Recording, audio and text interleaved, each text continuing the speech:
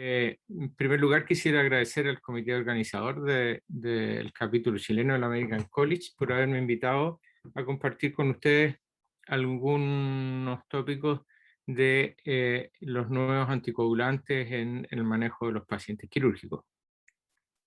Tradicionalmente, el tratamiento anticoagulante en Chile se realizaba con los anticoagulantes que bloquean los factores de la vitamina K dependientes de la coagulación, como son la warfarina o el acenocumarol.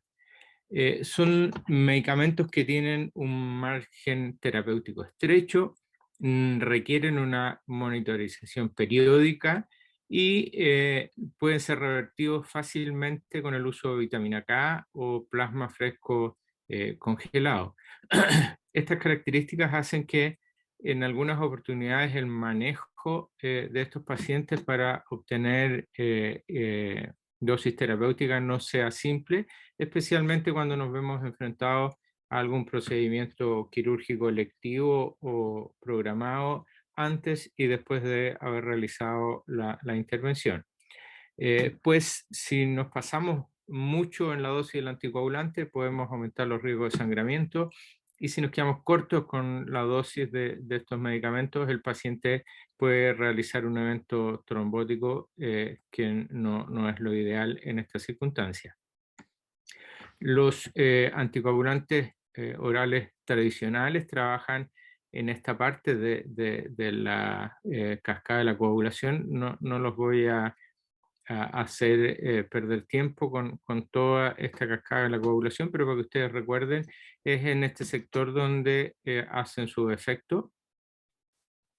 Hoy día, como ustedes se deben haber dado cuenta, cada vez hay más procedimientos quirúrgicos en pacientes anticoagulados, probablemente consecuencia de la mayor expectativa de vida de nuestros pacientes y de la gran cantidad de intervenciones quirúrgicas bastante menos agresivas e invasivas que podemos hacer en la actualidad. Por lo tanto, es importante que nosotros los cirujanos tengamos un buen conocimiento de estos fármacos para reducir los riesgos de complicaciones asociadas a la suspensión o a la mantención de ellos en relación a las intervenciones quirúrgicas.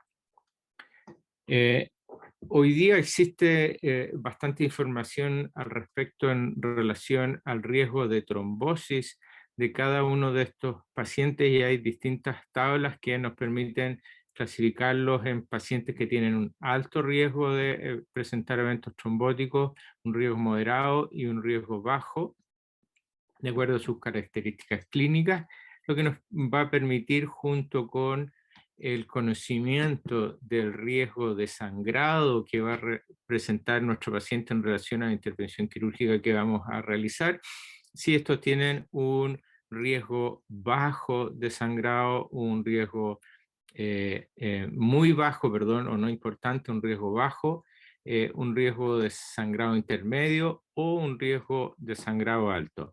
Conociendo esta información, nosotros podemos realizar un muy buen manejo perioperatorio en cada uno de estos casos, y desde ese punto de vista es muy importante tener conocimiento de las características clínicas de cada una de estas drogas. Y aquí en esta diapositiva les muestro que la warfarina tiene una vida media bastante más larga que el acenocumarol. Ambos, como les decía, trabajan impidiendo la síntesis de factores procoagulantes independientes de la vitamina K. Necesitan habitualmente una terapia puente, o sea que el paciente quede con 8 anticoagulantes antes y después de la intervención quirúrgica, habitualmente algún tipo de las heparinas que existen en la actualidad. Se controlan con el tiempo protrombina, el INR, y cuando vamos a intervenir en forma electiva, un paciente que está tomando warfarina, debiéramos suspender su uso 5 días antes de la intervención, y con el acenocumarol 2 a 3 días antes. Es recomendable que el paciente que va a ser intervenido se realice un nivel de INR o el mismo día de la intervención o el día anterior para saber que el efecto de esta droga ya no existe.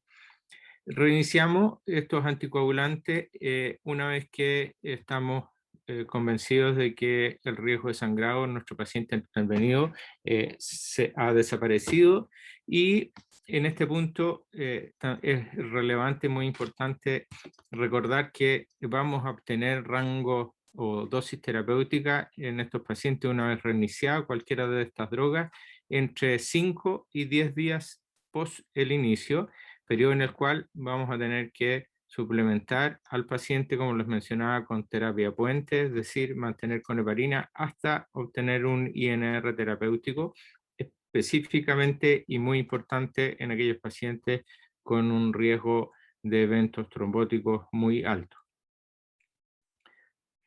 Si los pacientes que están con alguna de estas drogas requieren una cirugía de urgencia, es relativamente fácil y sencillo revertir su efecto usando plasma fresco congelado o concentrado de protrombina Octaplex, medicamento ideal y preferido en estas circunstancias. La dosis va a depender del INR que tenga el paciente al momento de la atención de urgencia, y va desde 22 a 47 unidades por kilo de peso.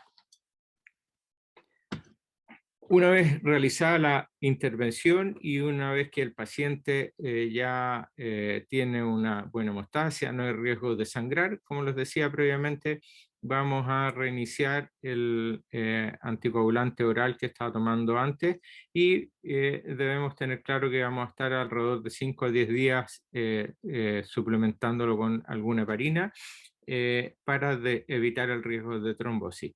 Este uso de dos anticoagulantes potencialmente puede complicarnos el postoperatorio y eventualmente aumentar el riesgo de sangramiento en estos pacientes, especialmente cuando las intervenciones quirúrgicas son grandes y tienen asociado un riesgo de sangramiento relativamente alto. Es esta razón y muchas de las que les mencionaba previamente desde el punto de vista que el rango terapéutico no es fácil de conseguir, el nivel de anticoagulación tiene un margen muy estrecho, necesitamos habitualmente adicionar algún otro anticoagulante antes y después de la intervención, los pacientes tienen que estar haciéndose exámenes en forma periódica. Estas cosas fueron haciendo de hace un buen tiempo que hubiese una amplia investigación en el desarrollo de nuevos anticoagulantes orales que nos permitieran manejar a estos pacientes en forma más simple, sin necesidad de hacerle exámenes, con una dosis relativamente estándar, fáciles de utilizar con efecto relativamente corto y desde el punto de vista desde el momento de su ingreso, y fáciles de suspender. Y hoy día existen ya en uso clínico acá en Chile disponibles para nuestros pacientes, y habitualmente nos enfrentamos a algún paciente tomando alguna de estas drogas: el Rivaroxaban, Apixaban y el Dabigatran. Este último es el inhibidor de la trombina, el factor 2A. Los dos primeros inhiben el factor 10A de la cascada de la coagulación. Algunas de las características clínicas de estos anticoagulantes, como les mencionaba, el dabigatran actúa a través del factor 2A y los otros dos bloqueando el factor 10A. Tienen un efecto bastante rápido después de la ingesta de estos medicamentos, por lo tanto es inhabitual que necesitemos suplementar al paciente con alguna heparina al comienzo del tratamiento. Tiene una vida media no muy larga. Se eliminan por el riñón el dabigatran y el rivaroxaban en forma importante. El apixaban tiene una eliminación renal bastante baja, y la dosis terapéutica es 2 comprimidos en el dabigatran, un comprimido en el rivaroxaban, el Xarelto, y 2 comprimidos en el Eliquis. Estas características permiten que hoy día los pacientes que requieran anticoagulación no tengan que estar haciéndose exámenes en forma periódica, toman una pastilla en la mañana, una pastilla en la tarde o un comprimido solamente al día, y con eso en la gran mayoría de los pacientes obtenemos niveles de anticoagulación terapéutica sin grandes complicaciones. Se nos escapan los muy obesos, los muy delgados y probablemente los menores, en los cuales estas drogas todavía no están completamente estudiadas y su uso es bastante poco recomendable. ¿Qué efectos tienen sobre las pruebas de coagulación estas drogas? El dabigatran prolonga el tiempo de trombina, el TTPA, y el tiempo de protrombina, y en una prueba específica la generación de trombina es dosis dependiente. En el rivaroxaban vemos una elevación del TTPA, prolonga el tiempo de protrombina de forma lineal, prolonga la inhibición del factor 10A y no afecta el tiempo de trombina. Y el apixaban prolonga el TTPA, el tiempo de trombina, en relación a su concentración plasmática. Por lo tanto, si hacemos algunos de estos exámenes habituales en el control de las pruebas de coagulación en los pacientes quirúrgicos, vamos a encontrar algunas alteraciones de ellas. ¿Cómo monitorizamos estas drogas? El dabigatran se monitoriza usando el resultado del TTPA, el tiempo de trombina, y el de hecarina es el más sensible a la concentración de esta droga en el plasma, y el tiempo de trombina diluido en plasma normal es una buena correlación para determinar los niveles plasmáticos. El rivaroxaban y el apixaban, la protrombina se usa para medir la intensidad relativa de la anticoagulación del paciente, y los niveles de actividad antifactor 10A se postulan como la prueba más específica para determinar niveles plasmáticos. Sin embargo, todos los resultados de estas pruebas no son completamente certeros desde el punto de vista del el estado anticoagulante del paciente. Por lo tanto, no existe hoy día un examen único que uno pudiera hacer que nos muestre en qué estado está la anticoagulación del paciente y que nos permita tomar decisiones terapéuticas. Por lo tanto, es importante en estos pacientes, de acuerdo al nivel de riesgo de sangrado de la intervención quirúrgica que nosotros vayamos a hacer, suspender algunos días antes del procedimiento el uso de estas drogas. Como les mencionaba anteriormente, dos de estas drogas son eliminadas en forma importante por el riñón. Por lo tanto, es muy importante en la evaluación preoperatoria saber cómo está la función renal. Pacientes con función renal normal van a tener una excreción habitual y normal de esta droga. Sin embargo, aquellos que tienen insuficiencia renal van a concentrar más tiempo estas drogas en el organismo, por lo tanto van a tener un efecto más prolongado. ¿Qué se recomienda en un paciente que va a ser sometido a una cirugía electiva? El dabigatran, suspenderlo 2 días antes de la cirugía. Si la intervención quirúrgica es de muy bajo riesgo, 1 día antes, o incluso suspender la dosis de la noche anterior a la intervención. Y como les mencionaba, si existe insuficiencia renal, el periodo de suspensión debiera ampliarse en relación al riesgo de sangramiento que tenga la intervención que vamos a realizar. El rivaroxaban y el apixaban, el manejo es bastante similar a lo que les mencionaba recién. El dabigatran, en casos de cirugías de urgencia, es el único de estas 3 drogas que tiene un inhibidor disponible para uso. Llega el paciente al servicio de urgencia, decimos que lo tenemos que intervenir rápido, podemos llamar al laboratorio y nos van a hacer llegar al servicio de urgencia un inhibidor del dabigatran que, puesto nuestro paciente, va a bloquear el efecto de este y vamos a poder intervenir al paciente sin efecto anticoagulante. El rivaroxaban y el apixaban todavía no tienen un reversor de uso clínico. Se está estudiando un derivado de recombinante del factor 10A que ha demostrado en las pruebas de ensayo una rápida y eficaz reversión, pero todavía no está a disposición nuestra para uso clínico. También podríamos usar agentes no específicos procoagulantes para revertir el efecto de estas drogas en pacientes que llegan con sangramientos graves o que vamos a someter a una intervención de un riesgo de sangramiento muy alto y no puede esperar, como son los concentrados de complejo protrombínico activado y el factor 7A recombinante. De esta forma nosotros vamos a poder intervenir a nuestros pacientes en forma segura y sin riesgos importantes de sangramiento.